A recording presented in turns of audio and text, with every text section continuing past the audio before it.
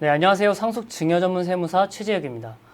돌아가신 부모님께서 남긴 재산을 물려받았다가 상속 거지가 될 수 있다는 사실 알고 있나요? 최근에 아파트 한 채를 상속받았는데 이 상속세 세금을 낼 수가 없어서 이 살고 있는 아파트를 팔고 더 작은 아파트로 이사를 해야 하는 분들을 많이 보고 있습니다.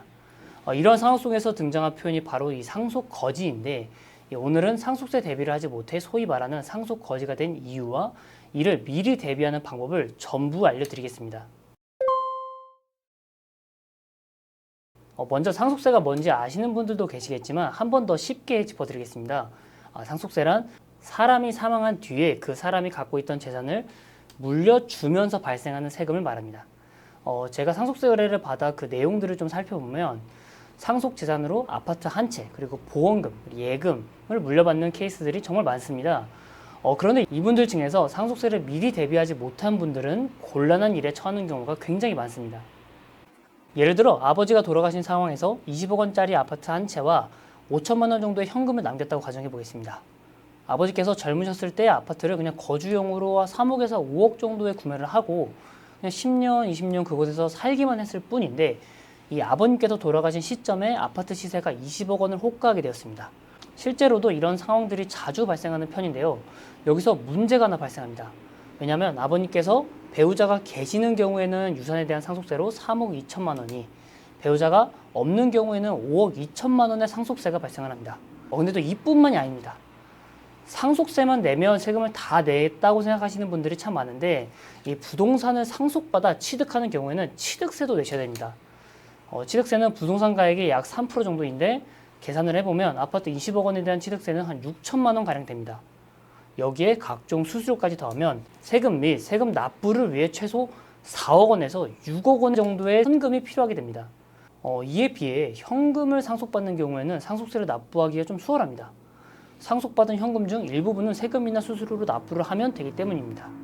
그러나 부동산의 경우 매매를 하지 않는 이상 현금을 확보하기가 어렵기 때문에 살고 있던 집을 팔고 더 작고 저렴한 집으로 이사를 가거나, 아니면 이 살고 있는 집을 담보로 대출을 받거나, 살고 있는 집을 담보로 세금을 10년 동안 나눠서 납부를 해야 됩니다. 상속세 신고 납부는 사망일로부터 6개월 안에 하면 되는데, 살고 있는 집이 매매가 잘 되는 집이라고 한다면 그나마 나은 상황이지만, 지금과 같이 부동산 거래가 얼어붙어 있는 상황에서는 세금 납부가 여의치 않을 때 대개 이 세 가지 방법 중 하나를 선택하게 됩니다. 첫 번째는 급매물로 저렴하게 파는 겁니다. 두 번째는 집을 담보로 대출을 받아 세금을 납부하는 건데, 현재 이자율이 높은 상황에서는 7% 정도의 이자를 내야 된다는 부담이 있습니다.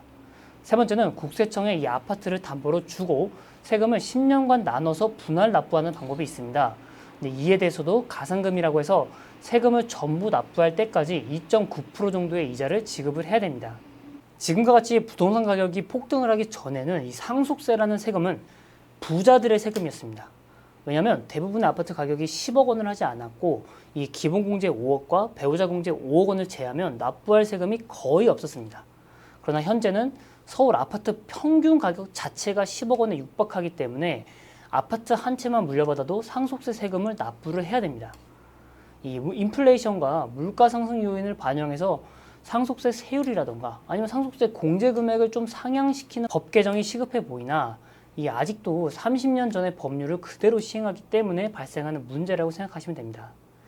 아파트 한 채만 가지고 있어도 상속세 세금 때문에 정든 집을 팔고 더 작은 집으로 이사를 해야 하는 상황을 본다면 이 상속세법에 대한 개정이 좀 시급해 보입니다. 그러나 법이 개정되기 전까지는 현행 법을 따라야 하기 때문에 지금 아파트 한 채를 가지고 있는 분들이라면 상속세 세금을 준비를 하셔야 됩니다. 상속세 세금을 준비하기 위해서는 현재 나의 재산 규모를 파악을 하고 현재 상속세를 얼마나 납부를 해야 되는지를 계산해 봐야 됩니다. 그리고 향후 물가 상승률을 반영했을 때 내가 앞으로 상속세를 얼마만큼 준비를 해야 되는지 파악하는 것이 중요합니다. 예를 들면 현재 재산가액 파악했을 때 아내는 재산가액이 한 10억 원 가량, 남편은 재산가액이 한 50억 원 가량을 갖고 있다면 이 남편이 사망을 한 경우에 상속세가 과다하게 발생할 수 있어 미리미리 재산을 아내나 자식들에게 증여를 하는 것이 유리합니다. 이는 부동산 가격이 상승을 한다고 가정을 했을 때도 동일한데, 예를 들어 내가 현재 가지고 있는 토지의 가치가 10억 원인데 부동산 가격 상승에 따라 10년 뒤에는 20억 원의 가치를, 20년 뒤에는 30억 원의 가치를 가지고 있다고 가정해 봅시다. 이때 현재 내 나이가 60살이라고 한다면 평균적으로 한 20살을 더 산다고 가정을 했을 때 내가 사망을 하는 시점의 토지의 가격은 30억 원이기 때문에 상속세 세금은 30억 원을 기준으로 발생을 합니다. 그런데 만약 지금 바로 자녀에게 증여를 한다면 10억 원에 대해서만 증여세 세금을 납부하면 되기 때문에 이 상속보다는 증여가 더 유리할 수 있습니다.